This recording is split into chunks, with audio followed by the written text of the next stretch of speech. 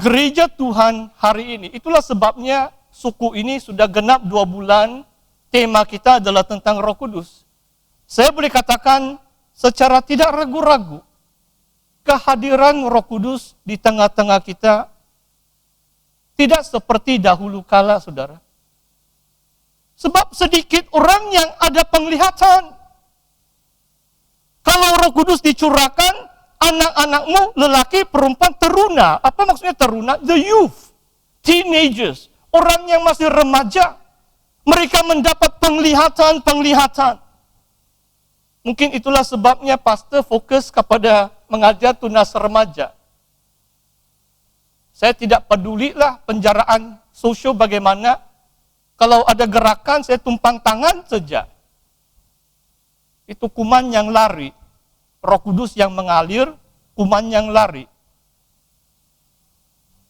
Saudara yang saya kasih dalam Tuhan, marilah kita refleksi keadaan kita secara pribadi, keadaan gereja secara umum, keseluruhannya.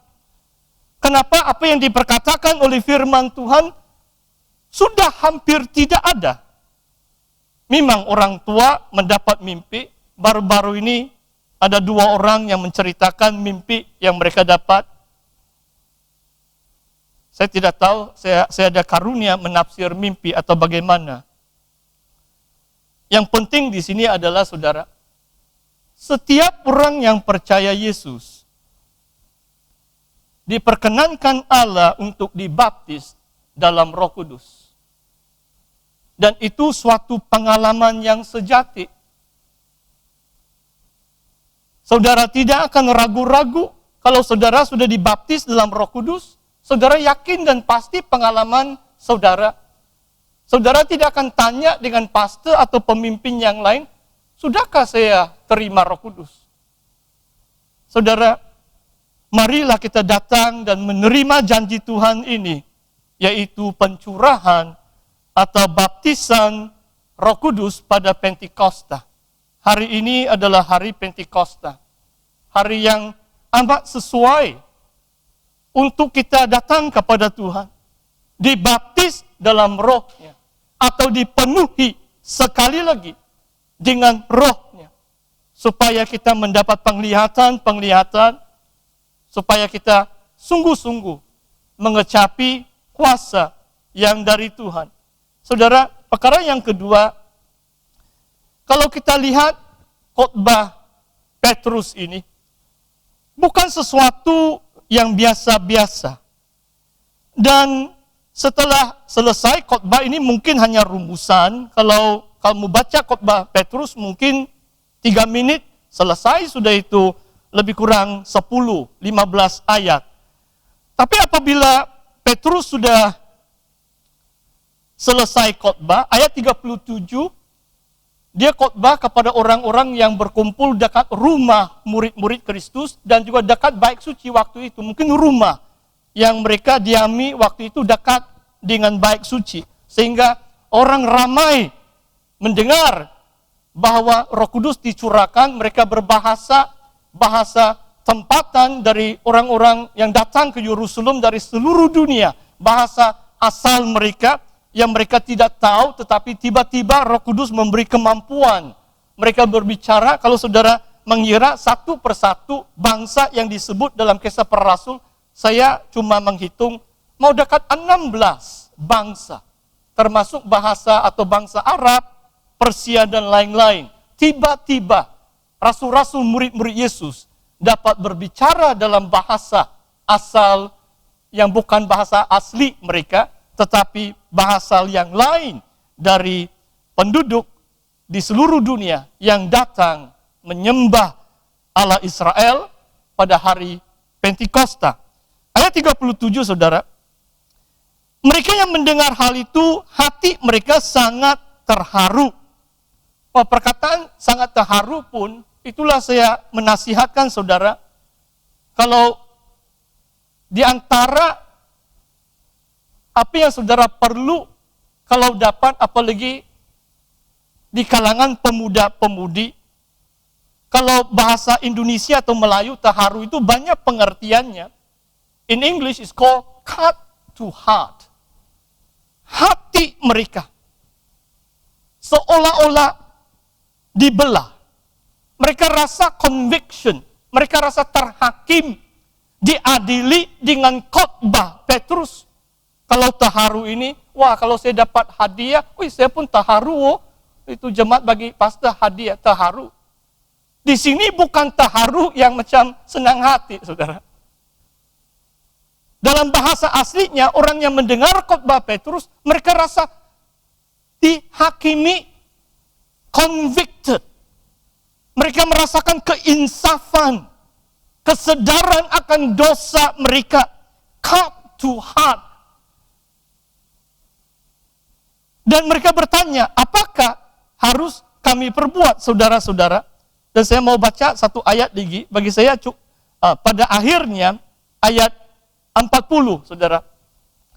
Dan dengan banyak perkataan yang lain lagi, yaitu Petrus memberi kesaksian yang sungguh-sungguh, ayat 40, dan ia mengecam dan menasihati mereka, katanya. Perhatikan pendekatan khotbah Petrus. Adakah manis-manis? Adakah lembut-lembut? Dia mengecam. Dia menegur. Dia mengatakan kefasikan orang yang fasik, bertobat. Dan dia katakan, berilah dirimu diselamatkan dari angkatan yang jahat ini. Bertobat dari perbuatan-perbuatan jahatmu.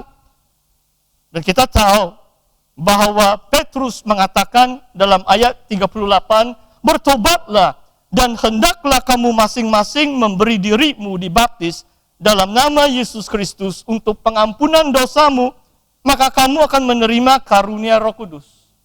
Saudara, kenapa saudara? Roh Kudus tidak begitu dirasai atau dialami oleh sebagian besar jemaah, saudara. Mungkin karena kurang bertobatan. Masih melakukan hal-hal yang jahat. Sebab persyaratan untuk mendapat karunia Roh Kudus itu adalah bertobatan. Saudara, dalam 2 minggu yang lalu ini, saya peminat sejarah gereja. Dan sebenarnya mungkin 20 lebih tahun yang lalu di sekolah saya pernah membaca 95 tesis yang Martin Luther. Dia adalah reformer, dia adalah pengasas reformasi. Sudah 1000 tahun gereja di Eropa, zaman yang malap, zaman yang gelap. Tiba-tiba Martin Luther, dia memakukan, he nailed the 95 thesis. Di antaranya dikatakan seperti ini, saudara. When you repent, you start a life of repentance. Salah satu 95 thesis. Bila dia menerima terang dari firman Tuhan. Dia mengatakan kalau saudara bertobat, sebenarnya kekristenan iman kita adalah hidup di dalam pertobatan.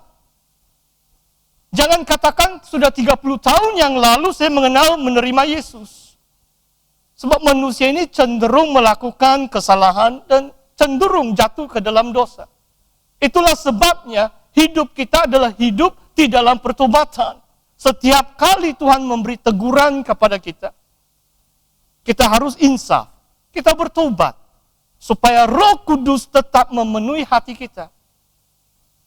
Dalam Mazmur 51, waktu Daud, setelah dia berzina, dia sedar juga, dia berdoa kepada Tuhan, jangan ambil rohmu daripadaku.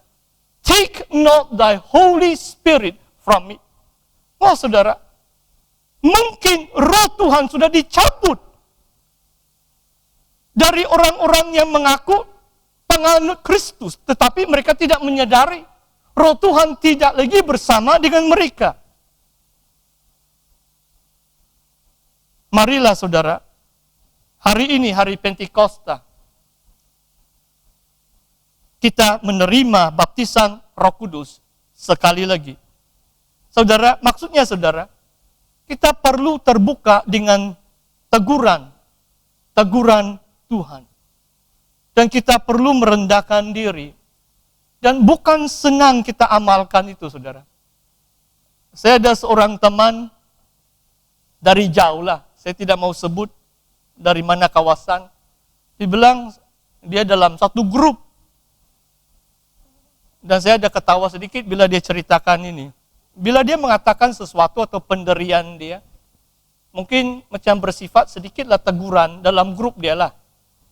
Dia bilang, ada beberapa orang leave. Maksudnya mereka keluar dari grup.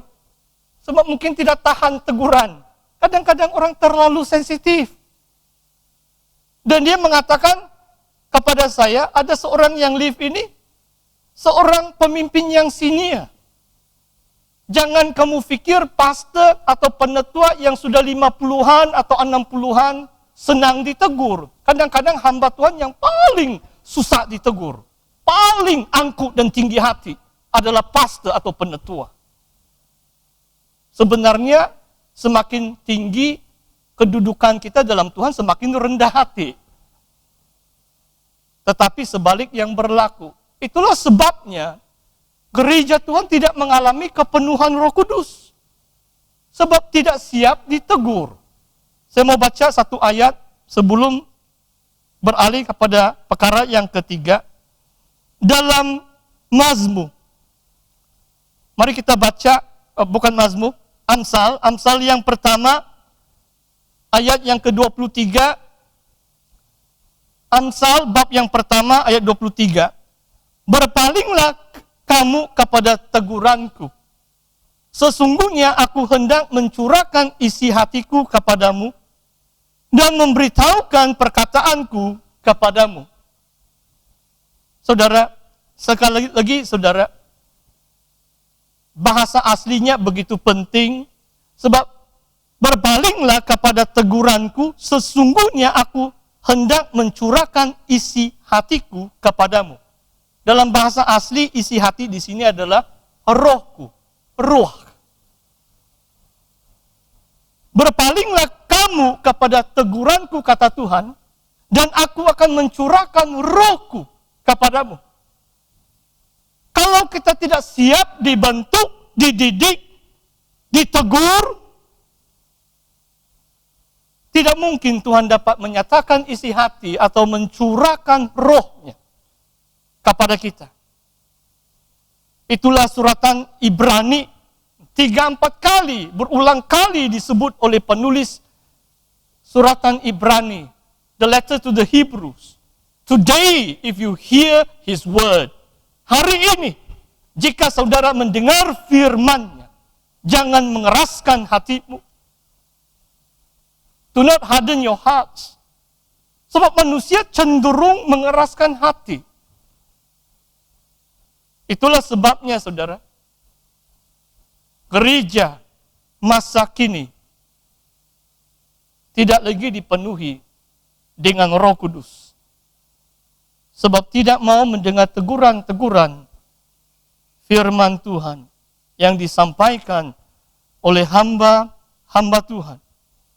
Saudara, perkara yang ketiga, saudara, dalam hari Pentakosta, kalau kita kembali di dalam teks bab yang kedua, Tuhan melakukan sesuatu yang baru. Maksudnya, pencurahan Roh Kudus memulakan era yang baru. Pencurahan Roh Kudus memulakan satu zaman yang baru. Oh saudara, di antara pembaharuan adalah Roh Kudus tidak dibatasi atau tidak terhad kepada orang-orang tertentu. Kitab-kitab Perjanjian Lama yang menerima urapan Roh Kudus adalah 3 jawatan sahaja. Orang awam, orang Israel, mungkin dari